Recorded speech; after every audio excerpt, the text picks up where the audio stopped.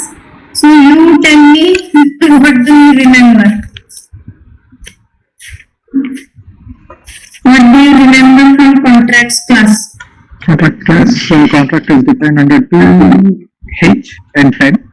2H is all about having a agreement and enforceable by law. And further enforceable by law is again defined under section 10, where every agreement is a contract if it is done with the free consent of parties involved as competent who are competent to contract, and with law which has a lawful consideration and lawful object, which is now where it is not declared void. Okay, so in the first unit of contract, what we had studied, first we studied the definition part. Definition part means introduction of contract. Now for learning or for studying what the contract is, we must study what is agreement. For learning what is agreement, we must study what is a promise, what are the set of promises. So how the contract term is evolved step by step from just a promise to a contract which is enforceable by law. So what is the basic things, basic ingredients we had taken 9 to 10 basic ingredients which are required to make any agreement a valid contract, right? So a contract is what? Any agreement which is enforceable by law. Agreement is what? When there are set of promises present and set of promises in exchange of legal consideration and any valid object. So what is lawful object and lawful consideration? There must be exchange of something or any service in consideration of money, because barter system, we also see barter system. Barter system means thing in exchange of any other things. But now most of the contracts right now what we see, most of the contracts are nothing but in consideration or in exchange of money. So when consideration is fixed, that is money, monetary. Now the form of consideration is, it might be hard cash, it might be plastic money that is in form of cards, it might be in paper money that is checks, bonds, etc. There are various units now for money, but this is legal consideration. So consideration part is fixed now. What can be a lawful object for which we make any promise? Lawful object was anything or any service which is not barred by any law of land or law of nation. So whatever thing or whatever service we are making any contract for, that thing or that service must not be barred by or must not be illegal, must not be barred by any law which is present in our country. What is the example of anything or any service which is barred by law? Agreement in respect of marriage.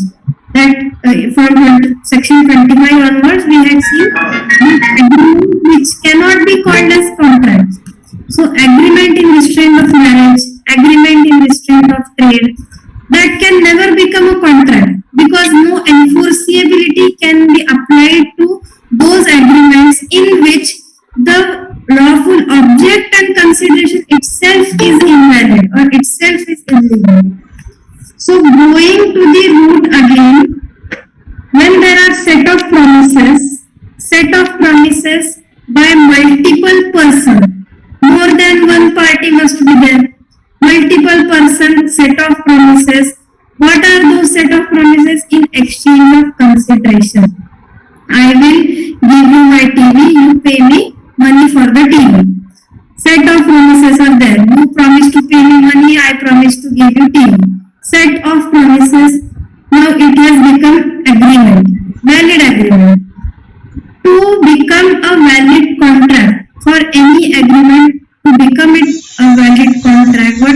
provide enforceability by law.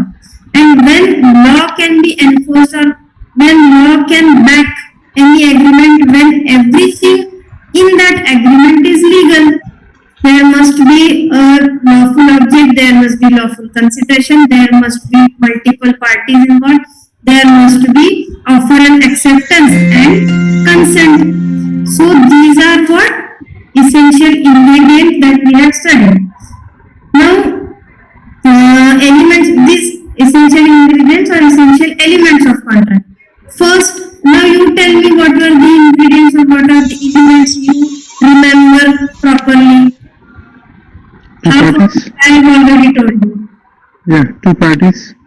Two parties, two or more parties, multiple parties. To make a contract, there must be some other person. You cannot make any contract with yourself. So, basic thing is two parties, two or more can be there. Two parties we have got. What can be those two parties? Those must be legal person or natural person. Legal person, natural person is what we are. People, normal common people. Legal person is any company, any trust, which has the perpetual kind of thing happening, which has the case just like a common person. You can directly sue any company by its own name. Any company can sue you directly on their own name, which has got a standing of just like any person. Okay, so only legal person or natural person can be there in the parties of the contract. Second thing is there must be An offer. acceptance capacity and lawful consideration, right? Lawful object and lawful consideration. Consensus added. Yes, Capacity of parties. First, step by step. Lawful object and lawful consideration. Lawful object, I have already told you, the object must be and the consideration must be of such a kind that it is not barred by law of the land or it is not invalid or it is not illegal. So, legal object and legal consideration. You cannot sell any drug which is barred by law and thanks to the person that he has not he has not paid me money even if I am giving him drugs. That cannot be a valid contract because the object was not lawful. Okay. Next is this speed okay or you want little less? The speed you want less or this is okay because I am just revising. You want more explanation? Go ahead, madam. Go ahead. This is okay? Yes, madam. Okay. Lawful object, lawful consideration over. Then offer and acceptance. Offer and acceptance, it's a very vast topic, but we will take it. Offer, there must be a valid offer and there must be valid acceptance. Now there are certain parameters to decide whether the offer is valid offer or not and to decide whether the acceptance was consensual acceptance or not. What is a valid offer? The offer which is properly communicated. The offer which was made with the intention to get the acceptance. These are the elements which we had seen when in the offer. If you have your notes or anything, you can open it while we revise.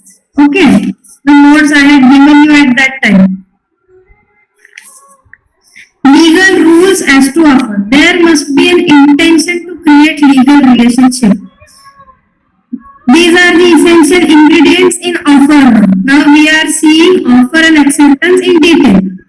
What is a valid offer or what can be called as this offer is a good offer in the eyes of law. First, there must be an intention to create a legal relationship.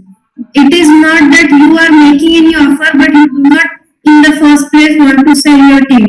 If you are making the offer to sell the TV, that means in your mind or in your heart you know TV, and not just for the same purpose you are saying that okay, I'll sell you my TV. So there must be intention to create the legal relationship with the other person, other party. Second is the proposal must be distinguished from the mere statement of intention. It is not the offer must be distinguished or must be categorized different from just a mere statement of intention. What is mere statement of intention? If I want to sell my TV, I will make a proper offer. I quote in the words that I am willing to sell this TV, whether you are willing to buy it, this will be a proper offer. And what will be a mere statement of intention? That I quote that this is the TV, I am willing to sell it. I am willing to sell it, or from many days I am thinking of selling this TV. This is not offer. Offer is properly made to the other person, whether you are willing to buy or not. Even if I am just saying that my TV is old now, I am thinking of selling it. This is not offer, this is mere statement of intention. So offer must be distinguished or separated or is very much different from the statement of intention. Third can be a proposal or the offer must be expressed. Express proposal. Now that expression can be in written format or can be in verbal format. You can hereby saying it, you can express your offer or by writing it. So expression must be there. That expression must be in written format or in verbal format. Next is the proposal must be made with a view to obtain consent of the party, next party. Now you are saying this statement, you are giving this offer. Again, same thing. There must be an intention to create legal relationship. How that legal relationship will be created when the other party consented to your offer. His consent must be you got his consent, and that again, if we go into consent, that is 5 elements will come here. It must be free from any coercion, undue influence, etc., etc. That we'll see in next revision class. But that consent must be free from any other things. That offer or that statement of offer must be made in such a way that consent must be there from other party and not just for saying purpose. You must willing to get the consent. Next is the terms of offer must be definite and certain and not ambiguous and not vague. Vagueness, abstract statements, okay, I am willing to sell the TV, don't know whether I am actually willing or not, just thinking of etc. etc. No vagueness, no unclarity. Certainty must be there and definiteness must be there. Definite offer. I am willing to sell this TV for such and such amount, whether you are willing or not. Definiteness, expressness, and willing to take the consent and willing to make a legal relationship with the other person. These are all essential requirements for offer. Same thing goes for acceptance also.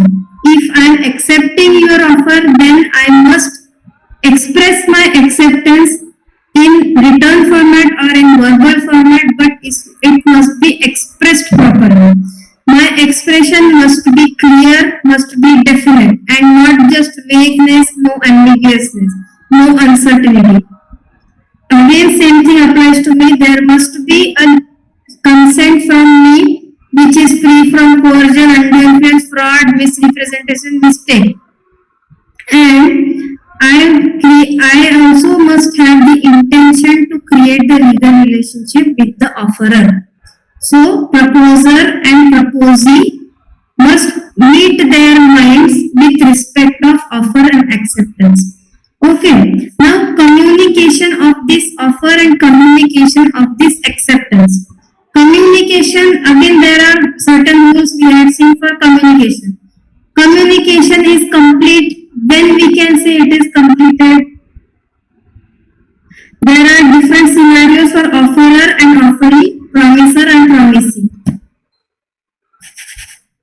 Can you tell me?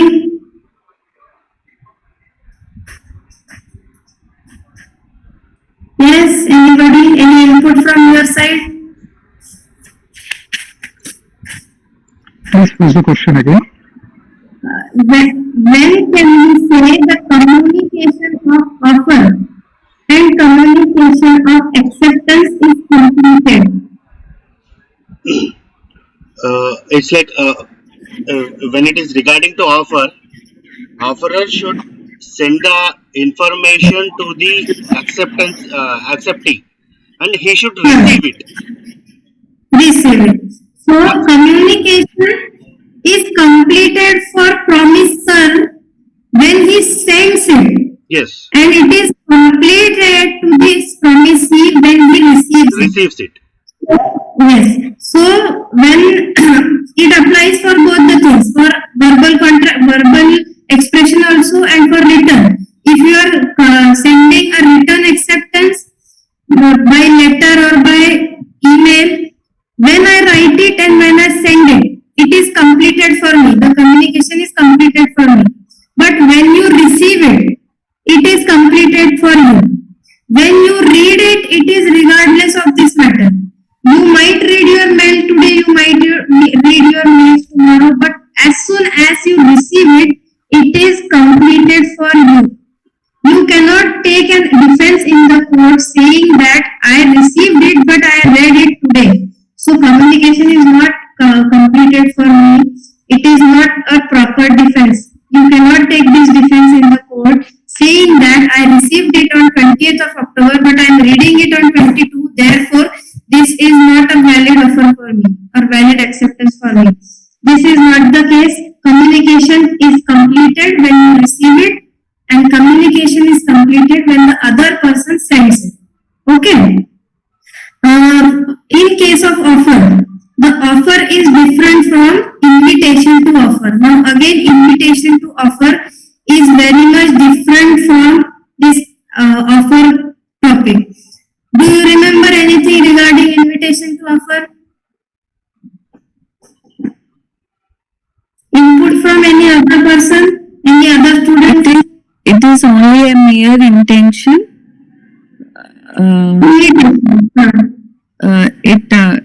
Mere intention does not amount to offer. It amounts to invitation. Intention of what?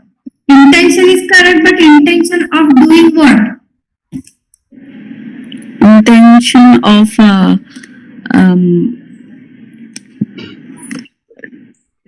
Intention to It's like keeping a menu in restaurant, ma'am. keeping. A menu, list of items which I'm going to sell. I'll just keep it in a restaurant. Not exactly menu. See, invitation to offer means if advertisement is there which says this house is open for sale, tell us your prices or give us your offers. So what I am doing, I am inviting your offers. So my thing is invitation to offer, and whatever amount you will suggest, okay, I am ready to buy this house for 10 lakh rupees. This is offer number 1 given by Sridhar sir. If Soundarya says I am willing to take this house for about 12 lakh rupees, then it is another offer. So I am the person who sends invitation to offer. I am now having multiple offers from multiple people. From Sridhar sir, from Soundarya, from Rajshekhar, etc. Everyone sends their offer to me. And if I accept one of your offer, then I am going to accept it and not you. Because here the person who draws invitation to offer is an acceptor of the offer and not the offeree. So you are the offerer and I become the acceptor. Understood? When I send you any invitation to offer, you will send me your offers and I will accept one of the offer. So here you are the offerer. Even if house is mine, the offerer is you and I am the acceptor. This is the difference in invitation to offer and offer. The person who sends the the invitation is not a offerer. Offerer is the one person who sends the offer or sends the amount or sends his willingness to pay this much of amount for this kind of property. Okay, ma'am. Any other input? Any other question?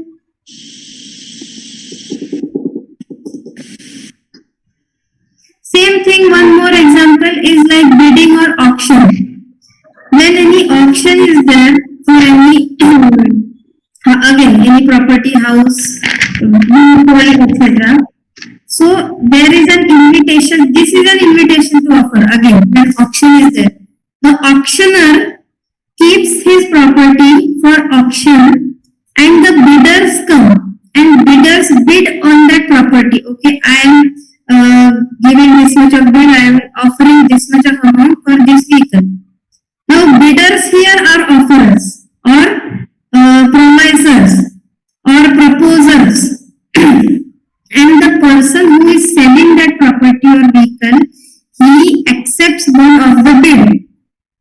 So he makes a contract or he comes with an agreement with one of the bidder. Here agreement can only be created with one bidder only, not with all the bidders. All the bidders are different. If I take one of the bid, I accept one of you, one of your offer, then I will come into the agreement with one person only. It cannot be said that I have made an agreement with all the bidders. It is different. Okay. So when I accept one of the bid offer, what I will say, I will express my acceptance. Then there will be a contract followed. So first, when invitation of offer is there, one step is added from below. From below means first there will be invitation to offer, then there will be offer, then there will be acceptance, then there will be a contract.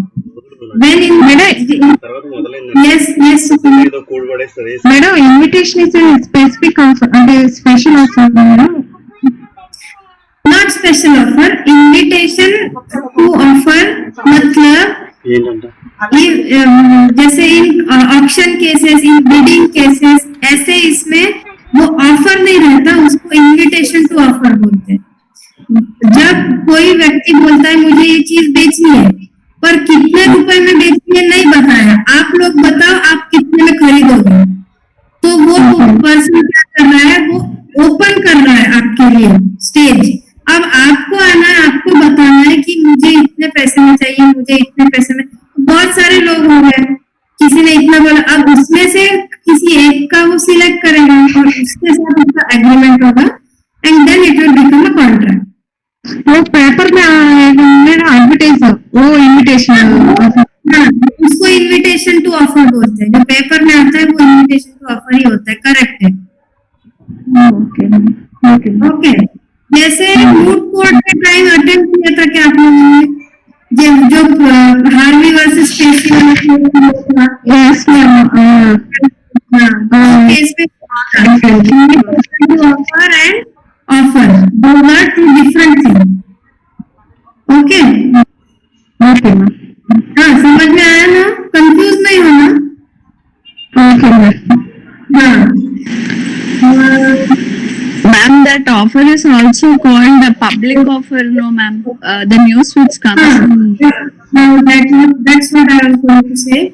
Offer can be of two types: general offer or specific offer. Now, general offer is different from invitation to offer. Again, there is an exception. Invitation to offer is again distinguished from general offer. Two kinds of offer: specific offer and general offer. Now, specific offer means in person, in class, if only you are present somewhere, and I tell you I am selling this pen to you for 10 rupees. Only with you I communicated this offer. So Yes. this is specific offer. Okay. And general offer means if I come in the class in front of 50 students, I say this pen I want to sell for 50 rupees. Who want to purchase? Then if anyone, see here I have already told you price. Here I have already told you that everything and my illness, price, etc. everything is given to you. So you do not have to offer anything to me. Offer is already made. This offer is different from auction, different from invitation to offer. You have to understand the difference. So this offer and invitation to offer, these are two different things. In public offer, everything is given. You even do not have to accept. You will just come to me, give me 10 rupees and will take my pen. No need to say anything. The acceptance is already in the acts, in the actions. Acceptance of offer. But in invitation to offer, I say, I want to sell this pen. Bus. Then you will come to me, ma'am, I want to buy this for 10 rupees. Someone will say, I want to buy this for 5 rupees, 7 rupees, etc. Now, obviously, which offer will I like? Those who are paying more money. If any person is willing to pay 20 rupees, then I will accept his offer and will give him this thing. So, public offer is different from invitation to offer. Understood? Okay. Public offer is also called as general offer. Specific offer is also called as private offer. Private, public, specific, general. Okay? Okay, ma'am. Now, proposal or offer can be conditional also. Conditional means what? If you do this, then I will pay you money. If you do not come to class, then I will not give you 10 rupees. If you come to class daily, every day I will give you 10 rupees. This is what? This is conditional offer or conditional contract. Condition means I have put forth one condition. You have to do this. Then only I will give you money. If you do not come to class, you will not get 10 rupees. If you come to class, you will get 10 rupees. So, performance of contract only happens when there is fulfillment of condition. It is also called conditional offer or conditional contract. Only upon fulfillment, if you fulfill the condition, if you come to class only, I will perform my part of contract. What is my part of contract? That is giving you 10 rupees.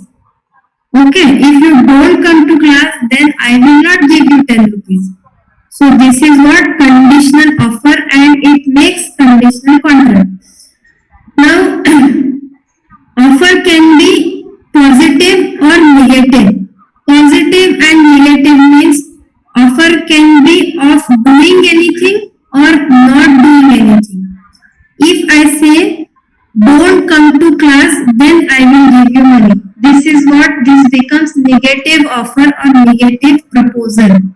If I say come to class, then I will give you money, it becomes positive offer or positive proposal.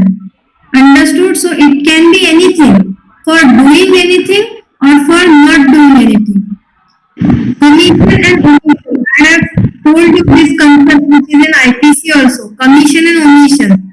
Commission and omission means crime cannot be said. You cannot say that crime happened only when somebody did something.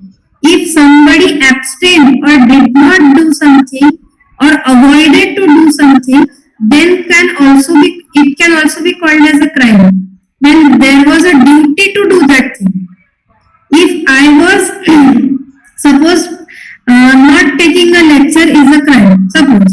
So if I do not send you link or I do not take your class for today, then what I have did, I have avoided to take your class. I have omitted. So this is crime of omission. So it can also be said that omission or negative proposal, negative offer can also be called as a contract, can also result into a contract. So punishment will be given to me for not taking class also. If not taking lecture is a crime. Understood this concept? Yes, ma'am. Yes, ma'am. Yes, ma'am. Sukanya, clearly Counter offer है, मैं बताऊँ मैंने counter offer है ना. counter offer. See, counter offer means, again, counter offer is different from conditional offer or invitation to offer. Counter offer means if I say that today this pen is for 10 rupees. Today I say on 22nd I say this pen I am selling for 10 rupees. Understood? Now today nobody comes to buy it. But after 22 or 23rd, on 23rd, I receive many acceptance. Ma'am, I want to buy your pen. From 2-3 person I get this offer. But in 22nd, I said for today only I am selling this for 10 rupees. So that offer ended on 22. On 22, that offer ended. On 24, I make a new offer stating that now today on 24th of October, this pen I am selling for 50 rupees. So this is counter offer made on the face of that old offer. That old offer is void now and this counter offer is valid now. So on 24th, you cannot ask me to sell it for 10 rupees because I have already made a counter offer. Understood? If any new offer comes, Madam, automatically negates the old offer. madam, instead of you giving the offer, for example, if I say you can give me for 15 rupees, then I can buy it. So then in that, can you call that offer? If the other party asks to sell it for 50 rupees. Yes, sir, that is also offer. No, that is not. That is negotiation. That is not counter offer. That is negotiation.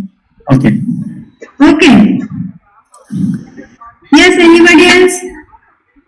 I think we should stop for offer and acceptance for today. Tomorrow, consent will take. If anything is there in this Madam, one area, example for general offer. one example General of offer. general offer. I have given the example of class right now. You were present at that time? Yes, ma'am. Yes, okay. One more example of general offer is, for example, same example we'll take for invitation offer and for general offer.